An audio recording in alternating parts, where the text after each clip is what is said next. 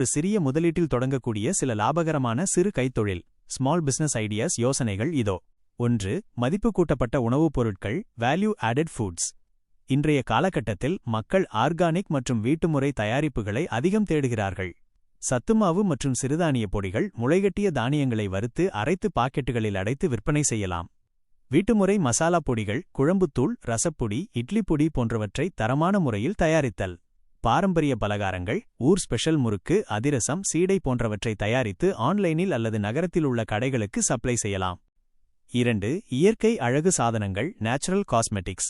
இரசாயனம் இல்லாத பொருட்களுக்கு இப்போது மவுசு அதிகம். மூலிகை குளியல் பொடி, நலங்கு மாவு, பாசிப்பயறு, பூலாங்கிழங்கு சேர்த்து அரைப்பது. வீட்டுமுறை சோப்பு தயாரிப்பு, தேங்காய் எண்ணெய், கற்றாழை, வேப்பிலை கொண்டு சோப்பு தயாரித்தல். சிறிய பயிற்சி அவசியம். கூந்தல் தைலம், செம்பருத்தி, கரிசலாங்கண்ணி கொண்டு காய்ச்சிய சுத்தமான தேங்காய் எண்ணெய். 3. சுற்றுச்சூழல் சார்ந்த பொருட்கள் ஈகோ ஃப்ரெண்ட்லி ப்ராடக்ட்ஸ். மஞ்சள் பை மற்றும் துணிப்பைகள் பிளாஸ்டிக் தடை இருப்பதால் அழகான டிசைன்களில் துணிப்பைகள் தைத்து விற்பது. பாக்கு மட்டை தட்டுகள், கிராமப்புறங்களில் எளிதாக கிடைக்கும் பாக்கு மட்டைகளை இயந்திரம் மூலம் தட்டுகளாக மாற்றுவது. 4. கால்நடை வளர்ப்பு சார்ந்த உபதொழில்.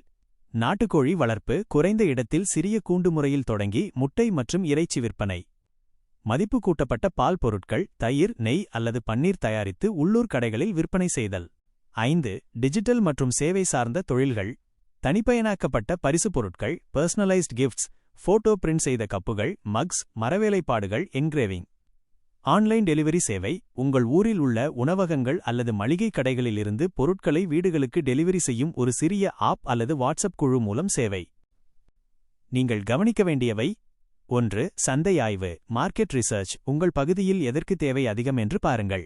2. தரம் குவாலிட்டி. கைத்தொழிலில் தரம்தான் உங்கள் நிரந்தர விளம்பரம்.